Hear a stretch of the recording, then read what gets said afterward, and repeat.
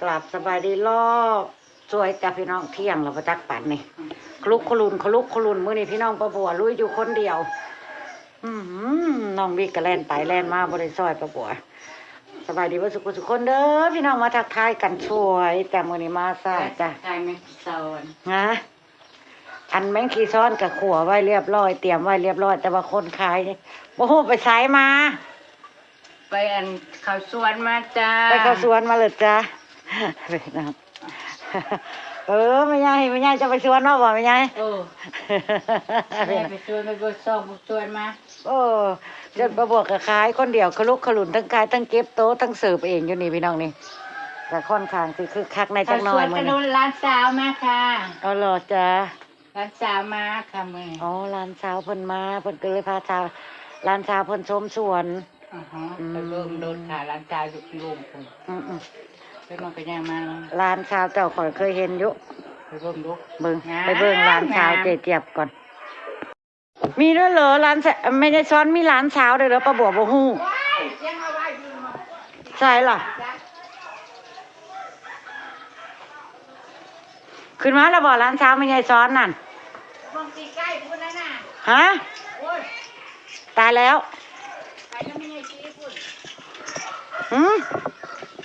พี่น้องป้าบัวเราบ่ฮู้เรื่องฮู้แล้วยังมื้อนี้มัวแต่คุ้นงานอยู่กับหมอก๋วยเตี๋ยวป้าบัวขายก๋วยเตี๋ยวอยู่คนเดียวจ้ะ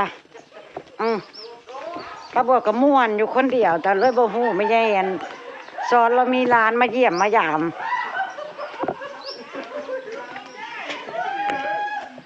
ป้าเสียงอันน่ะเสียงร้านสาวไม่ใช่สอน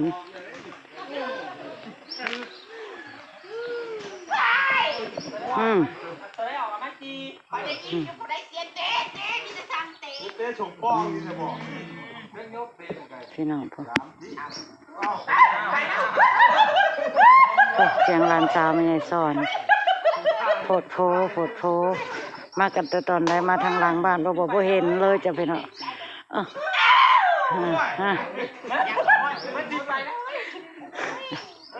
เสียงร้านสาวเพิ่น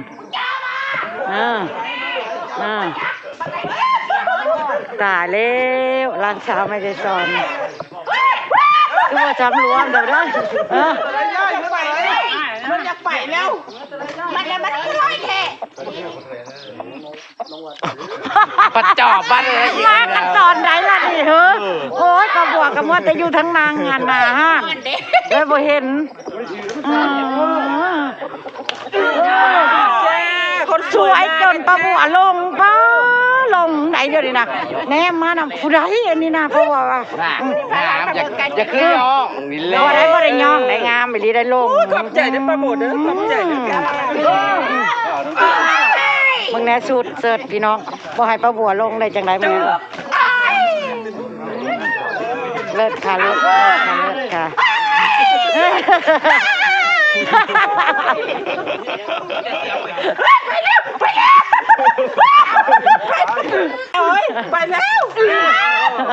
ไปแล้ว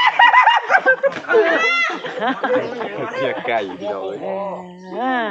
สนามมวยลุงพรเปิดพี่น้องมื้อนี้ป้าบัวก็เลยบ่ได้เห็นหยังน้ำหมู่อยู่แต่หน้าห้านเพราะว่าเขาจะก็เดินไปเดินมาเนาะบ่พอได้มีไปสายเจี๊ยบนั่งเฝ้าถาย่างมาซองพี่น้อง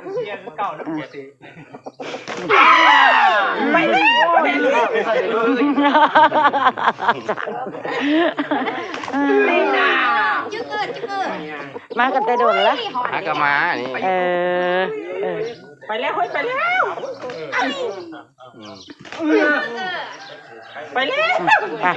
ป้าบัวกสิกลับไปอยู่อาหารคือเก่าแล้วมาซ้อมเสียงตื่นเต้นซะเหลือเกินไปนะไปยังอ่อนซ้อนสุดคนงามบ่เลิกกันลงอันตุยลงคักลงแน่จ้าผมจะเป็นงามเธอหนึ่งเฮ็ดนั่นนี่ละตุยคือไหนอะไรมาคู่มือจะได้งามคู่มืออยู่อยู่ทางหลังทั้งทงอันกระเทียมแหละลุ่มสุดโอ้ยนี่เป็น3ดิไม่ใช่ซีกับไม่ใช่ช้อนให้กันนี่แหละ เอาบอกพริกหยัง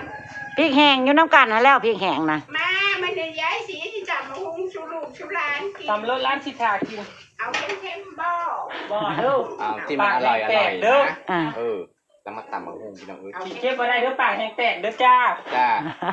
ให้บักแห้งๆบอกโอ้ยมันโอเคได้เท่า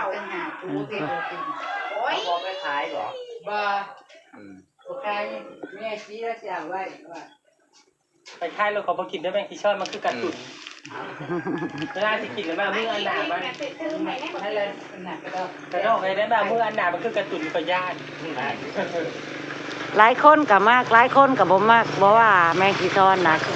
จังว่าอยู่อันประเทศอันอยู่ทั้งนี้นะมันหลายเนาะ อืม คนบ่ค่อยนิยมกินบ้านเฮานะ ตาหวา ในใจมันจุ่ม มื้อน่ะไปบุญว่าสิไปหาอันน้องอาจพี่น้องเอ้ยไปบ่ฮอดจ้ะ ขอเบิดกาบ่เห็นน่ะ ไปบ่ฮอดจะตั้งใจนะ ไปจอด สิ ไส ไปจอดอยู่เฮือนจีคำหั่นแหละก็อยู่หันข้องมองแล้วก็ไปชมเมืองบ่าวเอื้อ อืม แล้วก็ลุงพ่อแล้วก็ห่วงสวนแล้วแน่ไปเมื่ออยู่หันเลยเราก็ได้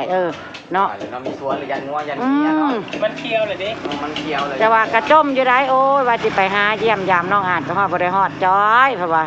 มันเคี้ยวแล้วก็ยัง แต่ว่าบุญบ้านเอื้อน่ะมากินข้าวปุ้นเด้อ วันที่ วันที่24ตุ้ยๆเล่าพร้อม จ้า จ้ามากินข้าวปุ้นฝีมือเอื้อยบัว ใกล้แล้วใกล้จะออกแล้วก็ได้นะเฮ้ยแกงเมื่อวานนั้น วันนี้ป้าบัวกระจัดบุฟเฟ่ให้ลูกค้าเลยจ้ะเพราะว่าเจ๊ซีเพิ่นกลับพักเอายังมาให้พี่น้องในป้าบัวกระจัดบุฟเฟ่ให้ลูกค้าไปเลยโอ้ยเก็บโตะก่อนมาแต่โมก ลูกปีน เก็บโตะเก็บตังค์ก่อนเด้อพี่น้องเด้อ แล้วมาเด้อพี่น้องเด้อกินเตี๋ยวหัดปลาโบเด้อแซ่บแซ่บ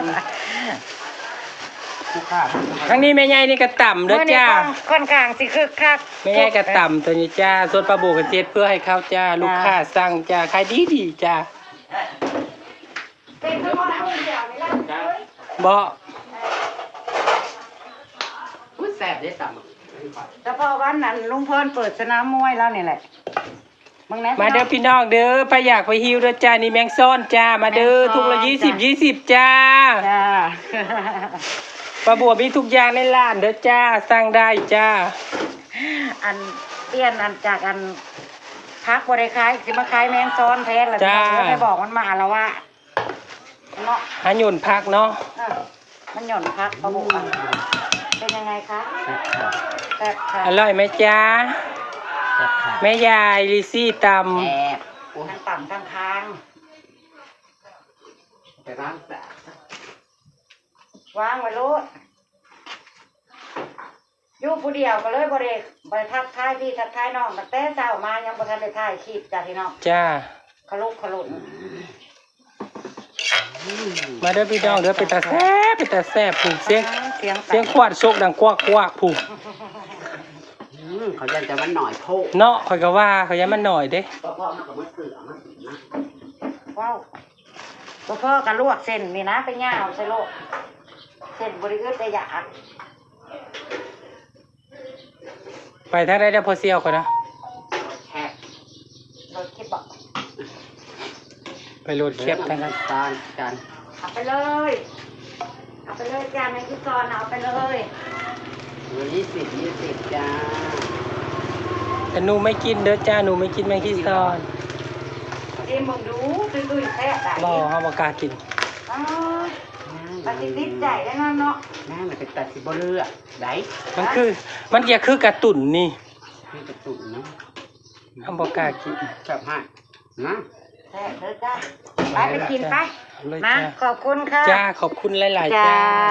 ขอบคุณมือกล้องคนสวยจ้า ขอบคุณใหม่จ้าไม่รู้ว่าจะ ไก่พัวจะประจำเด็ด ไอ้พวกใครบอก มันไก่พัวเจ้าไก่ไอ้เลี้ยง บอกโอ้ยกับทีมงานเดียวกันฮะล่ะแสดงมาเอาเงินพัวคอยแล้วมากินเพ้อคอยบ่เดี๋ยวนะ บ่เคยได้เห็นไก่บ่มันไก่เห็นนั่นดอกไก่เด่นทั้งนอก โอ้ยพี่เด่นกับดาวนะ ที่เป็นหยังก็หยอกซื่อๆได้ หมุนกันไปแหละมันบ่ฮอดมัน เรื่องเกมกีฬา ไก่เนี่ยแล้วมัน แพ้ชนะบ่ว่ากั เขา น นั่นงอนนั่นมาหาเฮาเนี่ยไปตีซ้อมโมของเขาก็โอนเด้อเฮาว่าไป ที่สองนี่เจ้านี่จะหัวตัวนี้มันจ่าวได้ว่าเอาบอกว่าได้โจ้มองเจ้าเล่นร้ายเจ้ามา3-4คนคนละ100เด้อเขาบอกมันตีมันนึงเขายังมาตี2บาทนี่หน่อยเบิ่งหนังมันบาง ทั้งบอลช่องใกล้ จัด ก็หั ไป นที จัดไป หันอยู่มันจะตี อันนี้เป็นย่อมของเขาดิมาลายถั่วลมยักษ์มาเนี่ย ได้แล้วต่อเลย บัด มา นี้ เอาเสร็จนะเป็นเธอบอก มันตีนี่ โอ ยัง เค มันเป็นเฮาบ่เป็น ต่อ ตัว ก่อ นั้น น เดี๋ยวมาถามเสริมนี่ก่อน ยิงไกลจมหน้าข้าง เดี๋ยวนั้นคาดกว่าตัวนั้น ตัวครูมันมันเขาว่าครูมัน คาดกว่าตัวนั้น นี่ก็คาดรู้ตัวนั้น ให้เธอให้มี ผมไป ถ่ายภาพยกมาหลดเด้อ ไปพวกเล็กหน่อยพวกนั้นเอาลูกกันอีกนิด ไปนวลนะว่าจะสิก็ ลูกเป็นลูกเป็นนะ บ่แม่นขอ ต่ออีกถ้วยพี่น้อง มาเล่นอันน้องก่อนลูกเป็นนะ ถูกกันตรงนั้น ไก่มุ้งตรงนะ ไกลมันนั่นแหละ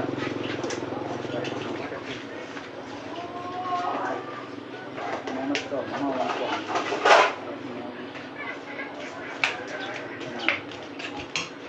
กินเป็ดบ่ได้นะแย่จ้า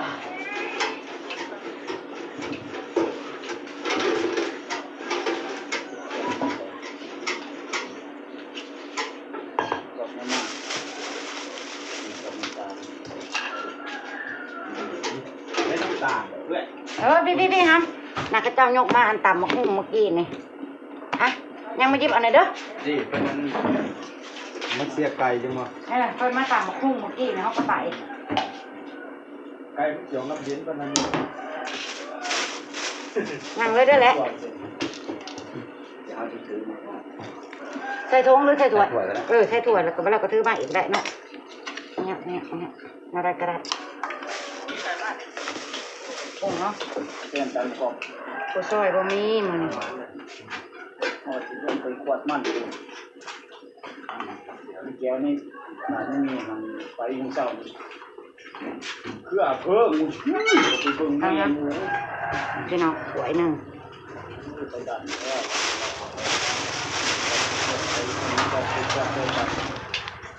ไม่จะเกี่ยวกันแล้ววะครับ มาตะเกียบเบิดบ่ได้ เห็นแล้ว ขายดิบขายดีบ่ พี่น้องลุงพรผมมาเบิ่งแยงเลยเอาไปแน่น่ะเหลือเท่านั้นน่ะไปขายให้นี่แม่งกี่ช้อนนั่น เกี่ยก้อนนี่เอามา อ่ะ ไปโตดิ้น กิน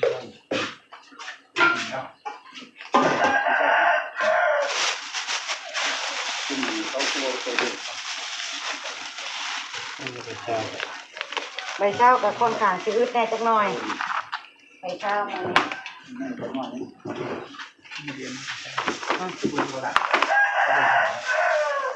ก็ได้บอกว่าลุงแฮมก่อน ตรงทุกบาทอันนี้นะ 10 บาท เดี๋ยวเอาประกาศจ้ะ โดยกิโลขายทุกอย่างเนาะพี่น้องเป็นอันไหนใครบอกมากวนพักก็บอกกระดกกระเดียอะไรจับขายซะเลย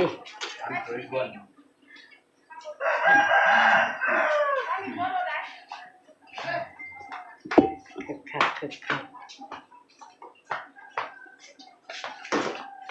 ก็เปิดเป็นเขาเปิดเดี๋ยว ซุ่มเจ๊เพิ่นก็มาตำเอาข้าวปุ้นแล้วก็ลงไปกินอยู่แคมป์เพิ่นพี่น้องก็บัวไปห่วงบ่ได้มื้อนี้อยู่หาด ร้อยวุ้ ก็สิคึกคักเฉพาะวันนี้แหละวันลุงพลเราเปิดสนามมวยพี่น้อง จากนั้นใช้น้ำหนาวไปก็พูดเจอลูกพูด บ่ได้ถ่ายคลิปแต่เช้าเตรียมข้าวเตรียมของกูลูกเพิ่นปลาบัวก็ได้แต่เช้าพุ่น ไหนเล็กโต ยังลูกพอดีป่ะลูก15 บาท มองเมือง 10 บาทหรือ15แล้วเอาทานมา มาแล้ว จักถุงน่ะ3 ถุง15 บาท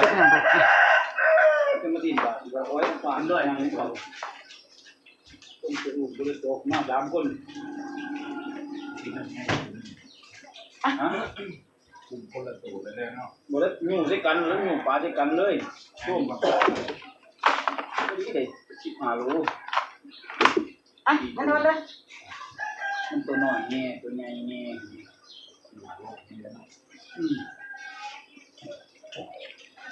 อีก ลละ2ตัว ก็สิเน้นเครื่องดื่ม 2โล2ตัว เน้นก๋วยเตี๋ยวเนี่ยล่ะบ่ก็เพราะว่าคนก็บ่ได้ค่อยหลายปานใดดอกพี่น้องมันเป็นบ่อนซ่อมซื่อๆสิขายอิหยังหลายมันก็สิขายบ่ได้ คนไหนก็หรือจะที่ คนก็บ่ค่อยหลาย ให้ทานจุ่มกลุ่มห้ามลงไปได้ เป็นเล่านี้ อยู่ในข่าว อำลาพระจากเราจ้ะพี่น้องพบกันคลิปหน้าจ้ามาทักทายขอให้คิดฮอดพี่น้องจ้าไปแล้วจ้ะสบายดี โอ้บัด